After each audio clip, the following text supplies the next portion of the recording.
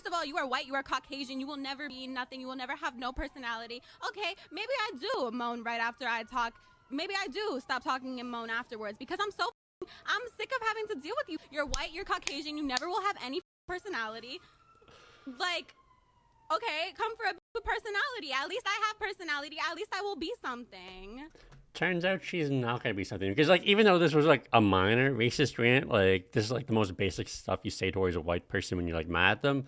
If you want to be racist, like instead of just apologizing and eating like a temporary ban, she decided to go to Twitter and say reverse racism doesn't exist, and she's not wrong.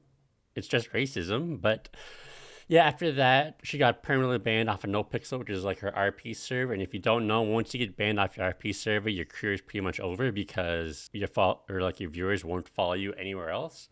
And like she had like 2,300 subscribers, and she averaged like 700 or 800 viewers, and like she threw it all away. And it's crazy because like all that happened was like someone said like all you do is moan, and like if you don't know, she's like in a British gang with like a lot of British streamers, so she has a lot of British viewers. So he didn't mean like physically moan. What he was talking about was like anytime she talks to somebody in RP, she then like complains or like moans to her chat about it. And that's what he was calling her out.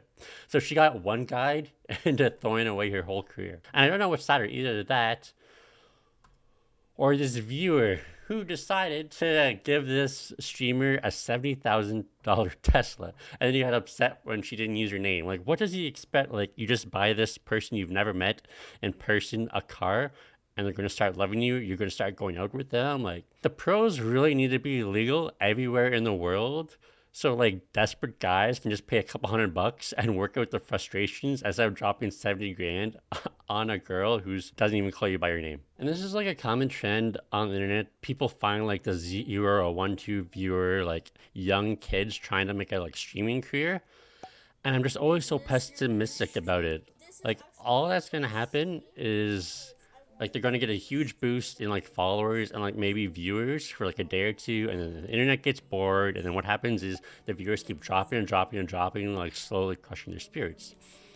And in this case, that's what happened. His viewers were dropping over the days and weeks, but how the story actually ended was he was caught calling someone in his house the N-word on stream, so he got permanently banned. So his dreams really got crushed. Stop annoying me.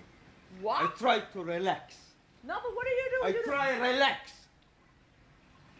So shut up. Okay, I'm gonna tell stuff. Because you're f***ing idiot. Why would you say that? What? He's so much What? bigger than you. Okay, I'm gonna call the police if you do this. What the f***? Why does that run? That's like a cartoon okay. run. The guy, this is not normal, chat. This is not normal. What the f***?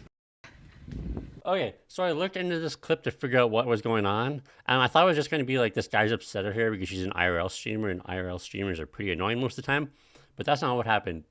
Like earlier, he came up to her and asked her to do some kind of favors for him, and she rejected him. And then a couple minutes later, he comes by and starts freaking out at her. So she actually does call the cops, and he does get arrested for whatever reason. If a man and his sister do the dirty, completely protected, no one knows, they only do it one time, and they find that it increases their bond, is there anything wrong with that? So because people want to be like edgy on the internet, like I've actually heard a lot of arguments about this. But what it comes down to is like you can't be logically consistent and be against incest. So because like the two big things are usually they say that, oh, the weird power dynamics in that relationship potentially if it was like a mother and a child. But like the government doesn't outlaw any other weird power dynamics in any other relationship. So why would they do it in this case? And then the other one is like, oh, but like, what about like the birth defects if like they end up having a kid? And then the defense for that is like, that's called eugenics. We've tried that before, and that's usually pretty bad. And like, also like, if someone has a disability that can be passed on to their children, we don't prevent them from having kids either. So there's like no logically consistent way to like argue against it. So what I say is like, sometimes it might just be okay to say this weird thing or this gross thing that society doesn't like. We can just make it illegal and be fine with it being like kind of hypocritical. Speaking of hypocrites, like first off, kids get upset at their parents because they don't show up to their recital or their big game or whatever. And then when a parent decides to support his daughter's modeling career, that's also apparently wrong. Like, there's just no winning. It blows my mind that like people out there, like probably not your audience so much, but like loads of people who like post on live stream fails, they genuinely believe there's like sustainable friendships among influencers when of course influencers stand for absolutely nothing at all. Like they just stand for views, clicks. Like I want to be number one, I want to be the most popular. And even when they hang out with other influencers, they're all thinking like, you know, oh, I'm below this person, so this has to be a collab. But when I'm above this person, I'll utterly smash them. And you know, like, But like, is anyone shocked by that? That's like literally their job to care about their views and stuff.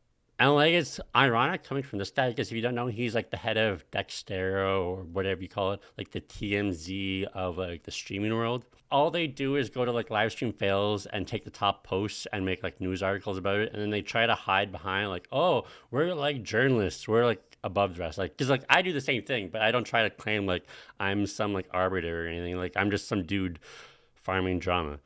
While they try to be like, oh, we're like journalists, we have ethics, when they're no different than anybody else. So it's weird that they're calling out streamers for only caring about views and clicks when they do the exact same thing.